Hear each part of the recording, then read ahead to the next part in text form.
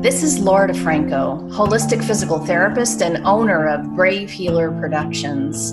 I'm excited to bring you my new holistic healing series where you're going to learn from the experts what it means to live fiercely alive, mind, body, and soul. I invite you now to take a breath, relax, and feel the vibe of the words my guest has to share with you today.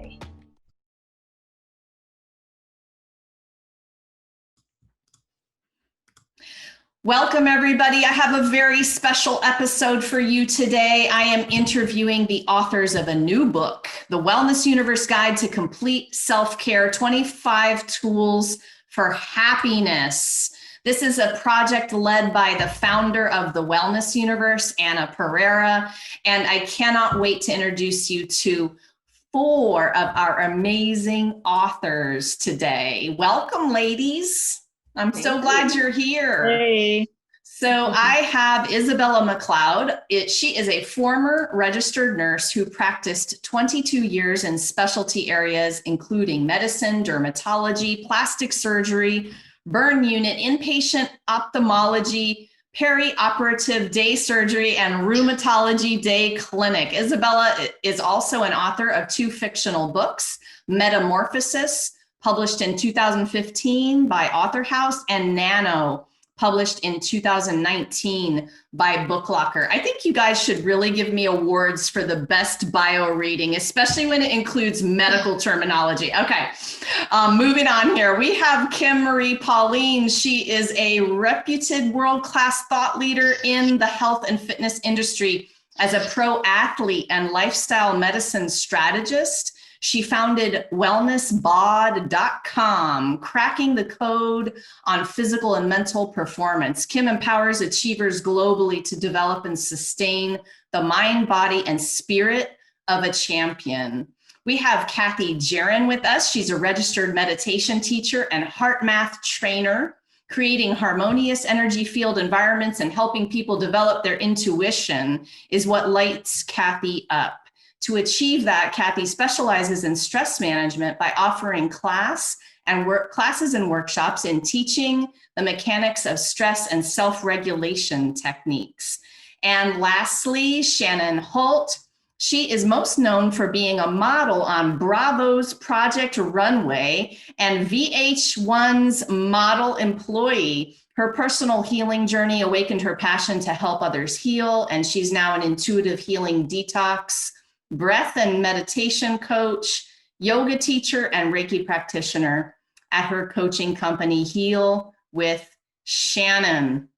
Oh my gosh, you guys, if you don't already realize the power that I have in this room today, I don't know what is going to help you. So, okay, we're going to start this party off with Isabella. Isabella, what I want you to do is talk to us about the pursuit of happiness, what it's personally meant for you, and tell us a little bit about this chapter that you wrote. Okay, so I wrote Positive Mantras. Chapter 2 was overcoming adversity with powerful self-talk. So I really utilized that tool big time because when I was a mom and a nurse there 8-9 years ago, I became really sick with 2 unusual illnesses, Lyme disease and Morgellons, and with that, they were really hard to diagnose, and I really kind of went through the ringer, very sick, couldn't get any assistance with medical community, went to all kinds of doctors, and I knew something was very wrong with me just because I was a nurse as well. My husband was not very supportive of me when I was sick. Everything kind of just went kaputski on me, and I was off work and got very ill, thought I had cancer. Could not look after my 13-month-old daughter and my 9-year-old son, and it was a very difficult time for me. So kind of I really had to use the self-talk mantras to get through my issues, because I kind of just wanted to lay there and not get out of bed and feel sorry for myself, and they thought I had cancer and I thought I was going to pass away, and it was very difficult. So I basically took matters into my own hands and sought medical assistance outside of Canada, because that's where I'm from, and went and saw a physician, got diagnosed with Lyme and my unusual illness, Morgellons, which is still in research right now. And if I didn't do that, I probably wouldn't be sitting here right now, just because when I did get back from the States with my diagnosis of Lyme disease, I went into a horrible heart arrhythmia and ended up having to be cardioverted. And then I found out I had heart failure. So basically, if I did not take matters into my own hands and trust my own intuition and get on a plane by myself. So I'm from Nova Scotia, and I had to get on a plane and go all the ways to California in order to get assistance. And I was terrified at good traveling by myself. So yeah, so I'm extremely happy that I did that, because I said it was not an easy thing. And when I got back, I was still very sick.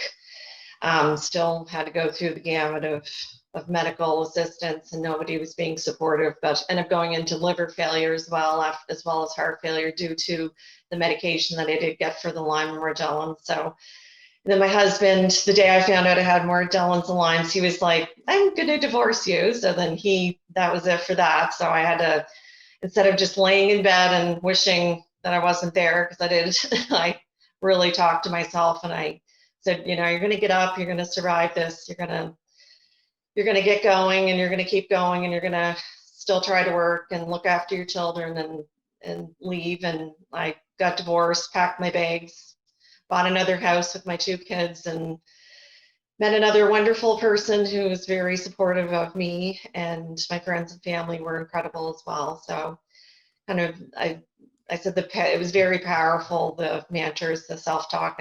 I never really thought of what I did at the time, but now that I was thinking back, I had to go back and think of all of the things that I actually said to myself. And, so in the end, it was amazing to come through all of this and on the other side and still be here. And I would tell anybody to please listen to their own intuition. I probably had a lot of confidence due to the fact that I was a nurse, and definitely knew that there was definitely something wrong with me. But I argued a lot with a lot of physicians as well, so in order to get my point across. But that was the main thing for my story. Yeah, thank you. You're one of the people that when you read, so first of all, thank you all for being brave and saying yes to this project, but also stepping up to the challenge of sharing the story. And Isabella, you're one of those people where the stories in and of themselves are healing, especially the ones where you're reading the story and you're getting a massive perspective booster. And everybody does that funky comparison thing in life, right? A lot of the times. And, there's this story and this story. And then when you're hit with a story and you're just sitting there like, whoa, I have so much to be grateful for. And bringing yourself back to that gratitude is, I think, an instant energy shifter. The one other thing I wanted you to touch on real quick is you are really here to bring awareness to, and I'm going to hopefully not get it wrong, Morgellons. Yes. How to pronounce that. So yes. Did you want to spend a minute talking about that? Yes, I'd love to, actually. So Morgellons is right now is being researched by the Charles E. Homan Foundation. I participated in research with them, of the Canadian microbiologists and many physicians in California.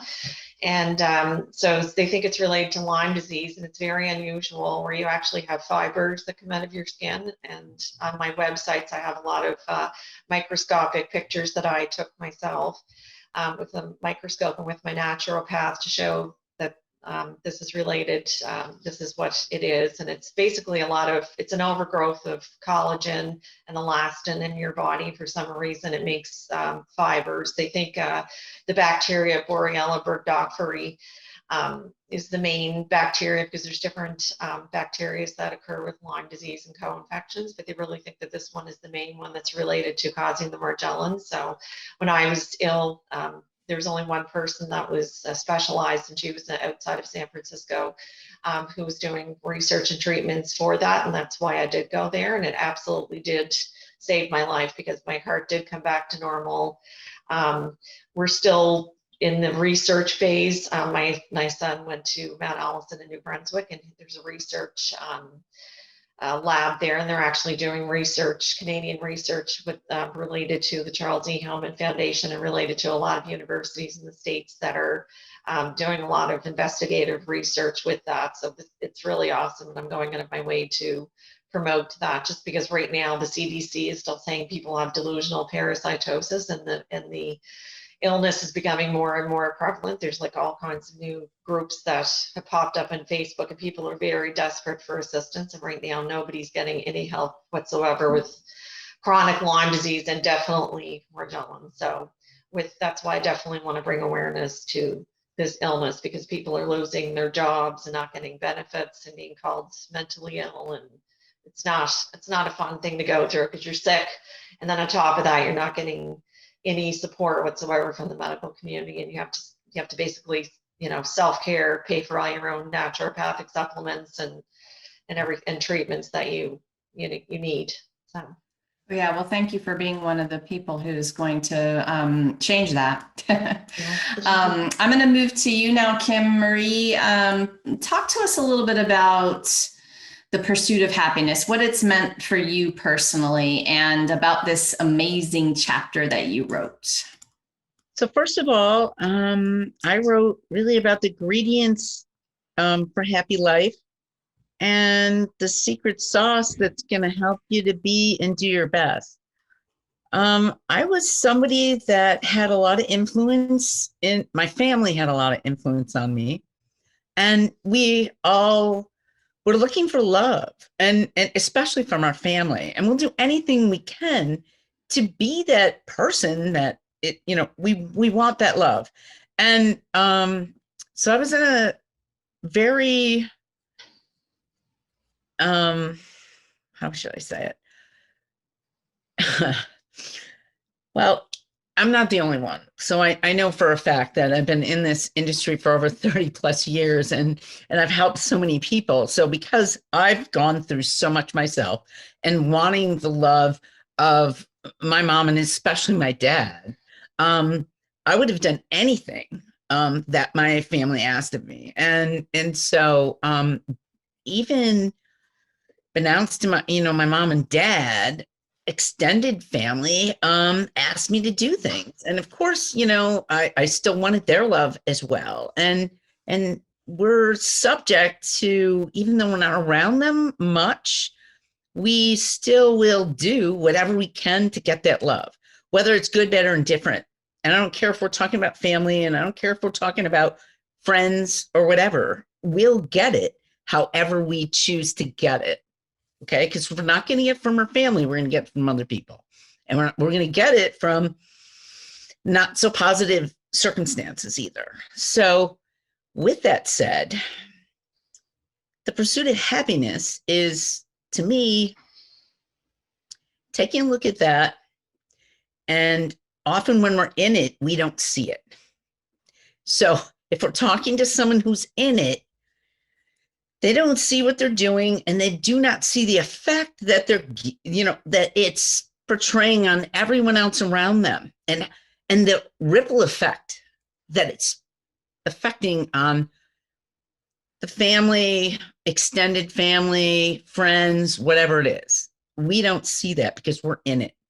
So I got to see at a very, very young age. I'm going to say 9 years old even. I became very aware of what was going on at that age. And then, and even though I was in it and I participated in it for a variety of reasons, which I already spoke about, it took me well into my 20s to say, look, I'm really here. I'm really not in a good space. I'm like drowning. And I need to do something to help myself. And in my early stages, I wasn't willing to do that because I was afraid. Pure, plain and simple, I was afraid. And I'm going to tell you, I was afraid probably past my 20s, later on in life. My life was threatened. And so I really didn't know what to do with it. I really couldn't talk about it. And I had to trust that there was somebody else that I could talk to and get past certain issues, a lot of issues that I had. And because I chose to do that, and I actually traveled around the world to do that eventually, it's been amazing because in doing that and in being the groups that I was in early on, I got to see that I wasn't the only one that had like really horrific experiences. A lot of people have. And it's all really how we choose to take a look at it, our beliefs around it, and the rules around what has to happen in order for things to, be okay or accept or whatever. And really it comes down to changing our beliefs and changing the rules around what's happening. And on a daily basis, I do that. Even today, things happen we don't particularly like. And then you have to say, okay, so I'm going to look at this in a different light, because even though this person came into my life and I'm not liking this situation today, guess what? I learned a lot. And I really appreciate this person for who they are. And it's all about like, what do I love about this person? Even though it didn't happen like the way we thought it was going to happen, right? But what do we love about this person? And then just bringing it into our heart and just saying like, okay, this is what I've learned and this is what I can take away. And then we can change it in an instant. We can change it and say, oh my God, but things are so much better like right now. And so so even though things may be horrific in one end, you can radically change it. It doesn't have to, I took the long road. I'm not going to tell you, you guys don't have to take the long road, but I took the long road. And because I took the long road, I can actually cut it and we can do it so much quicker. And yeah, that's the whole thing. Yes, thank you so much. And with awareness, we get choices. And each of you stepped up to share an awareness tool. Really, I consider all of the tools in this book a form of an awareness tool. They're all different kinds of ways to go at that present moment, mindful presence that Marie is talking about. Kathy, how about you? What has the happiness journey meant personally to you? And tell us about your chapter. Thanks, Laura. That's a really big question. And I've been sitting on the background listening to the amazing stories, but thinking, where can I pinpoint my story? Where can my story start? Because it's really been a lifetime journey of learning and discovering and experiencing. If I were to put it down to one defining point, there was like a crisis point in my life. And that was around the time when my mum passed away. This is going back 20 years ago, and her death was quite sudden. She was diagnosed with pancreatic cancer, and she passed 2 weeks after her diagnosis. So taking in all that information of what that means, and then living the experience of her no longer being around in such a short period of time, was a huge sudden impact on the body, on my body. And it was about, trying to move through that. But underneath all of that, what I discovered was, I knew I was going through my grieving process, but it was the people around me. I noticed their responses. They were kind of really scared for me about my experience and my expression of my grief. It was like a fear. Oh, you can't dive into depression. You can't allow yourself to get so low. You have to keep yourself going. You have to keep yourself moving forward. And I knew that there was a truth to that. But within myself, deep within myself, I knew I actually had to go into that experience of deep grief. And I knew I would come through it. So it was a really difficult journey. During that process, I discovered I was pregnant with my first baby. And I later lost that baby mid-term. So I was, this whole conflict of emotions of loss for my mum, a bit of joy for the new life I was creating in my body, And then to lose that as well, it was just this whole period of just, I just label it as a sad time. And I did get help to move through that. And it's an interesting point, again, through that experience of, you know, talking that process out and finding resolution and peace within yourself, was there's the person that you're actually working with, it's actually vital that they can lead you through that. If they have a limitation themselves in their belief and understanding of grief and things like that, it actually blocks you from moving through that. And why I say that is why I actually do what I do, is I like to provide a space now of openness, of possibility, of a bravery to embrace hard, difficult emotions, knowing that that is, you know, there is a beauty in that. It actually brings you to a new level that you wouldn't even dream of existing. It actually takes you beyond your wildest imaginations to enriching experiences, to have that strength to be brave and to ride that wave of emotion, and to trust in the process of being able to metabolize sadness, grief, loss, you know, all of that. So I was very excited to be a part of this project. I've written chapter 9. It's the intuitive heart, stepping into the power of spiritual happiness, because it was my spiritual domain of resiliency, if so to speak, that actually got me through that point in my life. I think we have different domains of energy: physical, mental, emotional, and spiritual. And I think our spiritual domain is underrated. We tend to overlook its power and potential to be a deep resource of strength, inner strength. And that's really the crux of what I experienced when a point in my life when I felt like I had nothing in me, like I was flat, I wasn't breathing, like I wasn't breathing fully. There was just nothing in me, physically, mentally, emotionally, empty. But it was through my meditation practice, through my own inner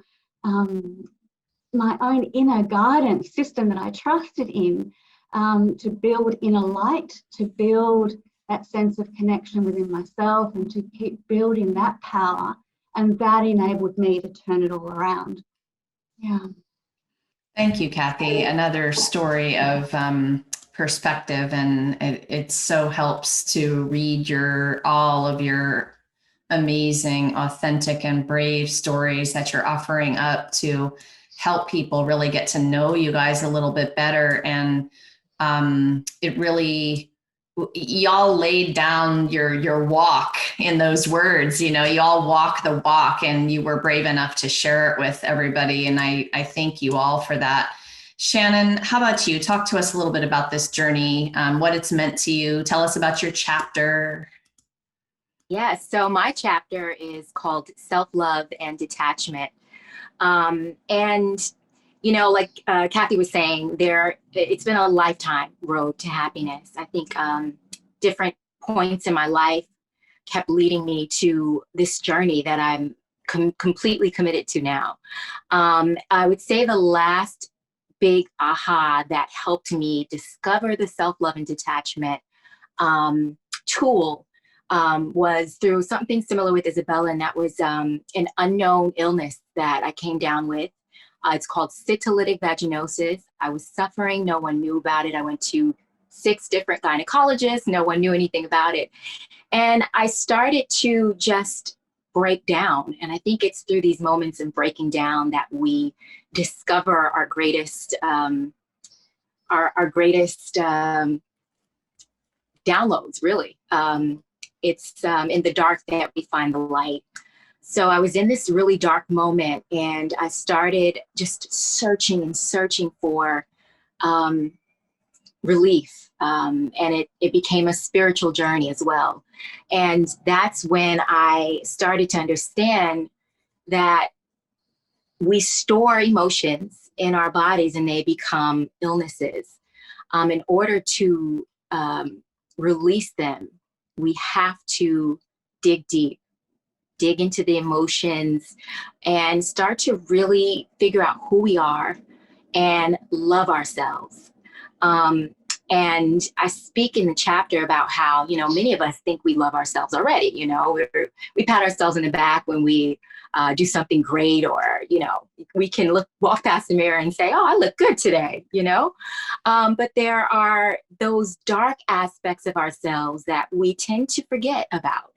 We tend to try to act like they're not there. These are the things that we are ashamed of, that we've been told to be ashamed of. And those are the areas, the shadowy aspects of our personalities and our subconscious areas that need to be addressed. We need to go in, dig through the clutter, and figure out why these areas exist and are causing health issues for us, emotional issues, mental breakdowns, physical issues. And when we get to the root of that, I think that we really can find when we get to the root of that, we find self-love, and then comes happiness. I also talk about detachment, how we are so attached to things, relationships, and that is really the root of suffering.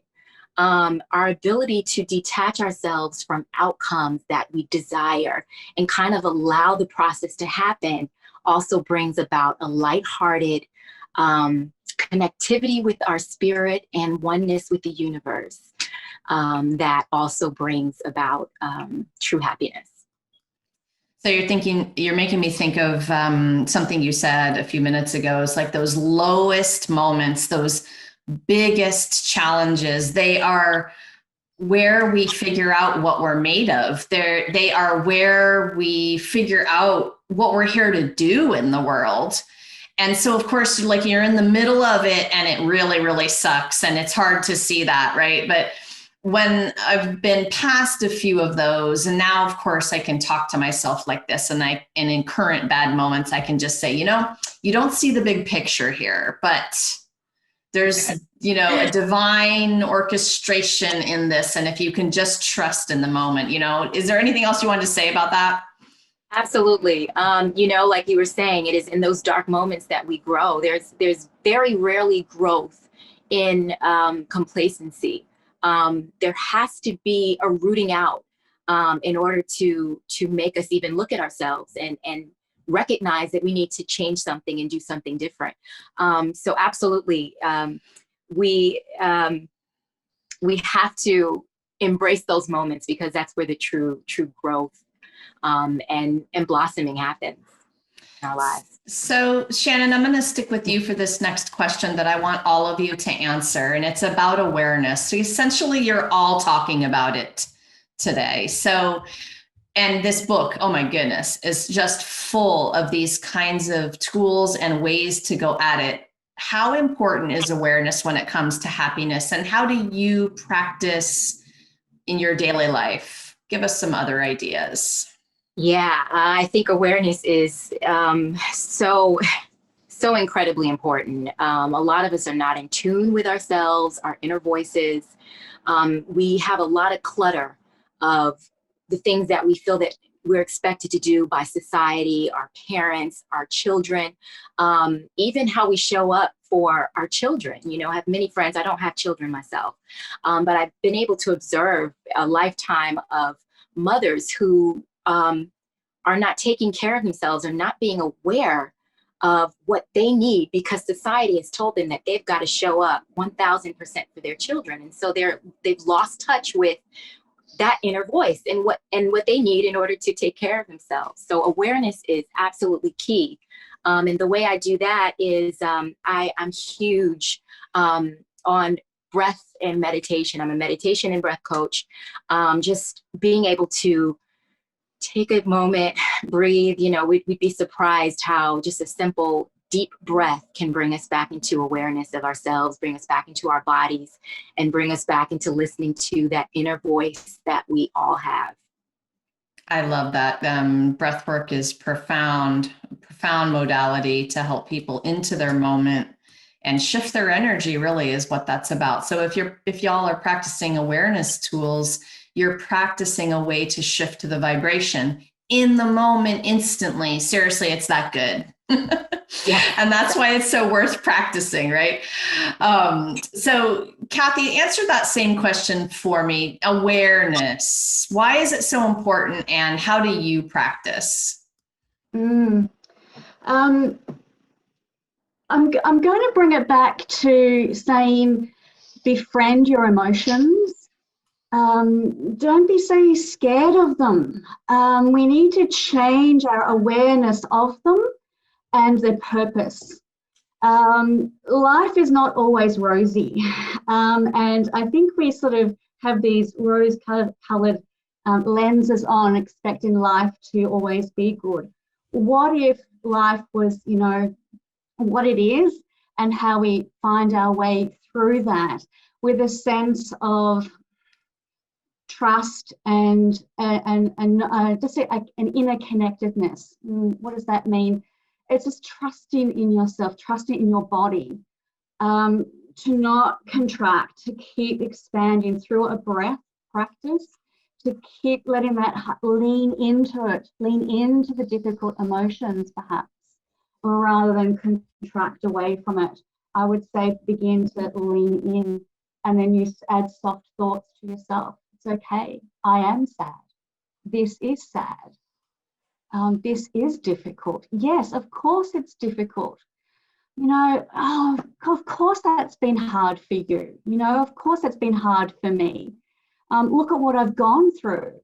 And adding these soft thoughts really helps just to soften the inner space, and then you can start to move from there. I think it's just that inner softening. Yeah. I love that, honoring, just honoring where you're at first, fully feeling, and then completely releasing from there, remembering to move into a modality, a moment, a thought. You know, you get to choose to shift, and that's important. People don't feel like they're in control, but really the control is in the way you respond. Instead of, Shannon said, detach. I love detach from the outcome. It's when you're caught up in reaction, that's where you just feel like life is moving all around you. You have no control, but your control is in the moment when you notice the feeling and allow those feelings and then move through. So Kim, how would you tackle this one? Awareness, and what are some of the ways that you practice? Okay, so I'm really glad that you do ask this, because often myself, including a lot of my clients, will tend to make things, the bad things, really, really bad, and the good things will make really, really small, right? The bad things are real big, good things are real small, and what the awareness is, and the tool that I teach really is the awareness of how much we have come, how much we've done in our lifetimes, because we make that so minuscule. We have done so much in our lifetimes. I'm going to say that just about everybody's done so much, but we've forgotten about all the good stuff.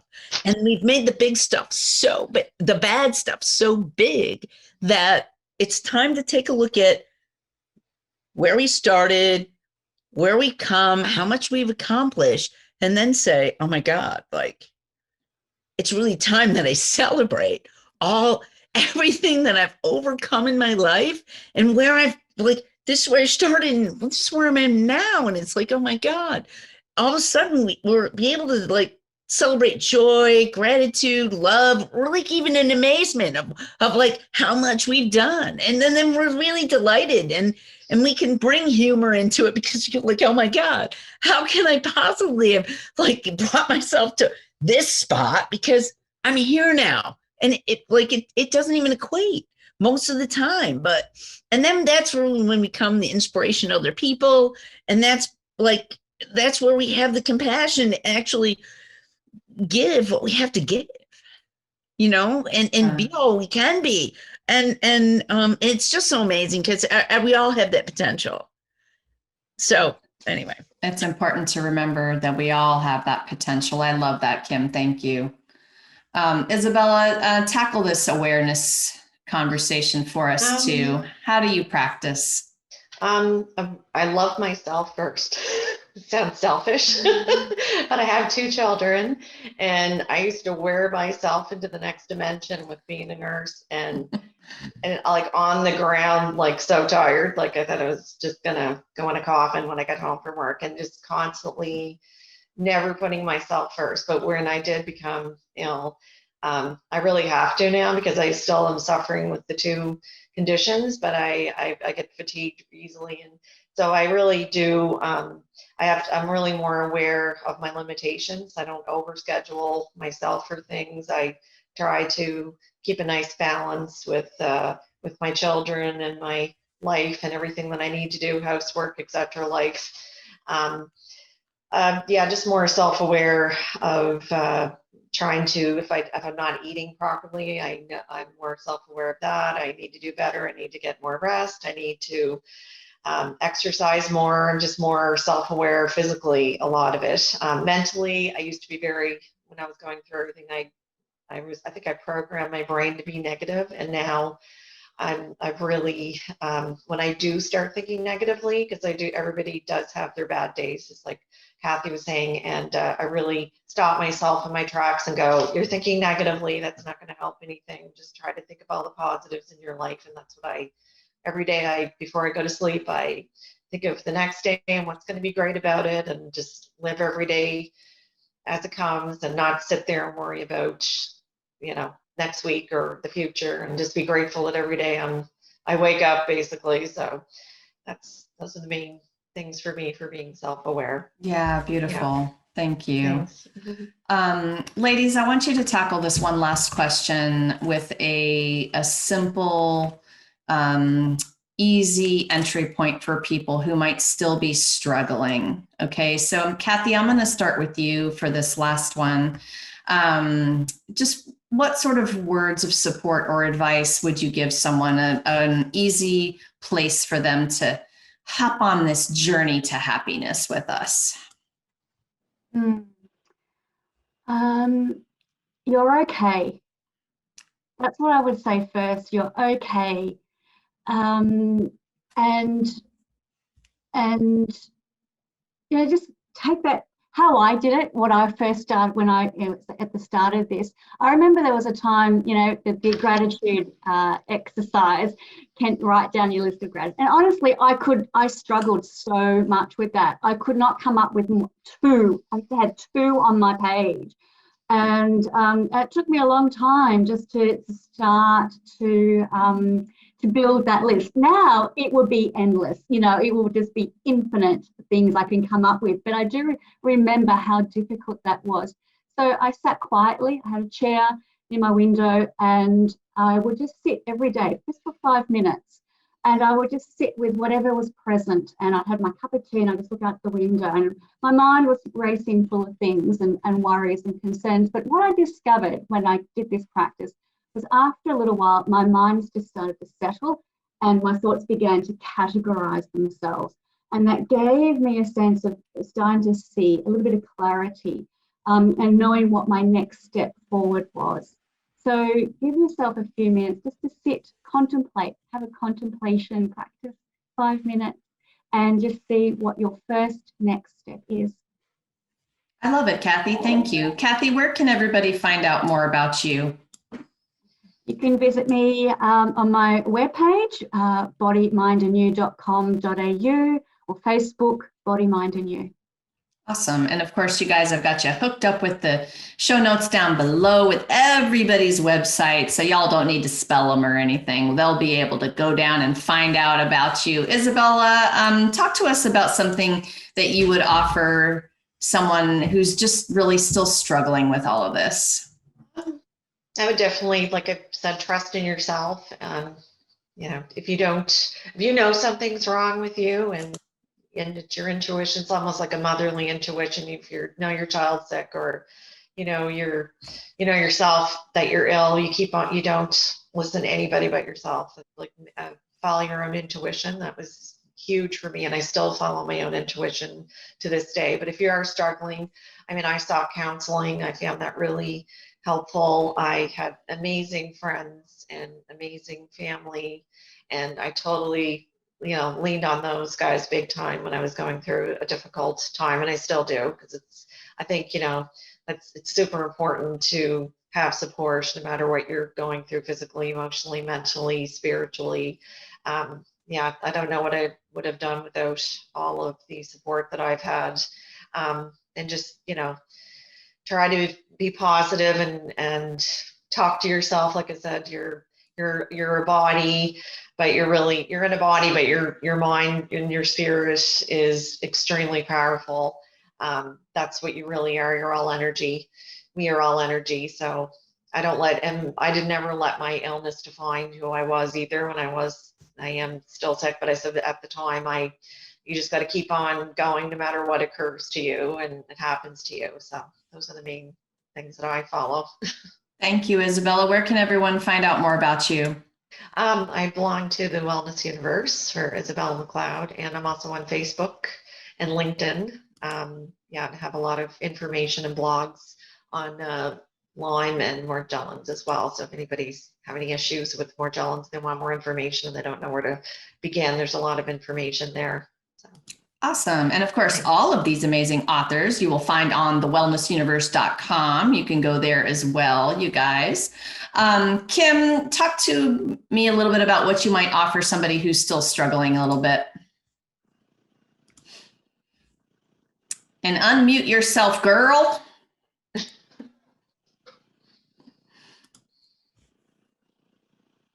Uh-oh. Is your mute stuck? We got to unmute you, Kim. Can you hear me? You guys can't hear her either, right? All right, hang on, Kim. If you can hear me, hang on a minute because we cannot hear you. So give me a second. Technology, y'all. You gotta love it. I'm going to move to Shannon for a minute until we get Kim unmuted, okay? Shannon, talk to me a little bit about what you would offer somebody who's really struggling right now. Yeah, so I will go right back to what I mentioned before. What I start all my clients with, a great entry point is breathing. Just really, everyone knows how to do it, but deep breathing is something that we don't do often. It's a very easy and quick, tangible way to get in touch with your thoughts, your feelings, how you're feeling at that moment, and be able to adjust from there. And secondly, recognizing that you deserve to be happy. You deserve it. And having compassion for yourself, for where you are on your journey, wherever that may be, however you got there, however you see yourself in the future, it doesn't matter. The present moment is what's important, and have compassion for yourself. And then you can fly from there. I like that idea of flying. Thank you, Shannon. Where can everyone find out more about you? You can find me on healwithshannon.com. I'm on Facebook, Instagram, and LinkedIn, as well as YouTube, and of course, the Wellness Universe. Awesome. Thank you. And Kim, I think you're unmuted now. I'm unmuted. Good. Talk to me, girl. So I guess the number one thing with people that are struggling, it's really develop an assertiveness to say what we want and need. Because often we're not assertive. We're in that space that we're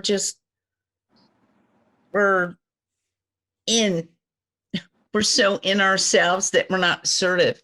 And so it's about opening up and trusting that there's somebody out there that really loves us probably more than we do at that moment.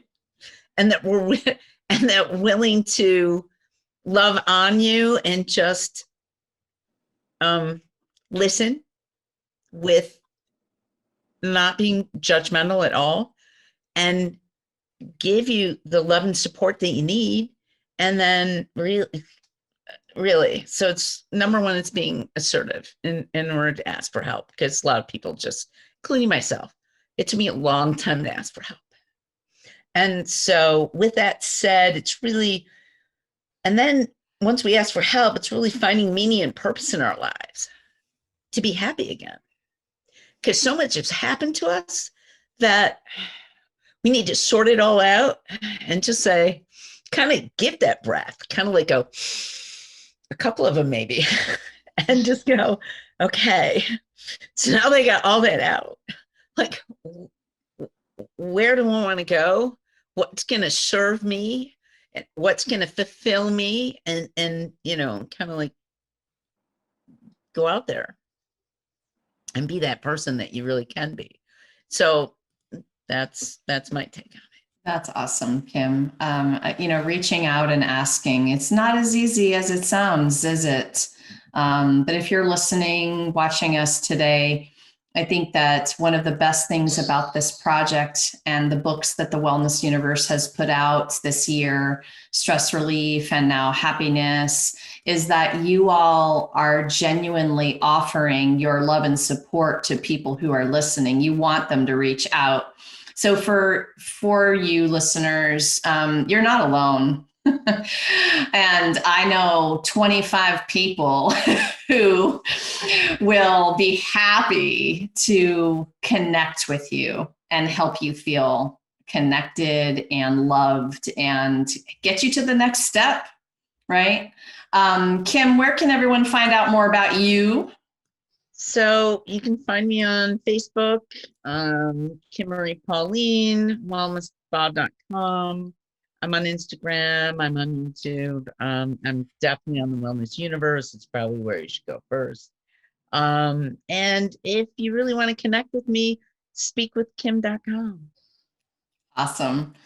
Ladies, you're so amazing. Thank you so much for what you're doing in the world and for being here to share it with us today. And to all of our viewers, this book is coming, you all. So February 11th, if you're listening to this before that date of 2021, please join us on the 11th on the Circles of Inspiration page on Facebook, because we're going to have a little live stream book launch party. There are going to be giveaways, all kinds of fun things happening that day. And of course, if you're listening after the 11th, so that means the book is available. So you can go on down into those show notes and the Amazon link will be there for you. Lastly, y'all, this is how I love to end the shows, and it's with a big, juicy question. So here goes. What if there is something about happiness that you haven't learned yet that could change everything? I think we have about 25 of those somethings in this book. So time to be brave. See you next time, everybody. Thank you, ladies. Thank you so much. Connecting with everyone. Thank you. Seriously, reach out. Love what you heard today. Don't forget to drop down and hit that subscribe button, you guys, and then join me over at bravehealer.com for just a little bit more healing badassery. Have a great one.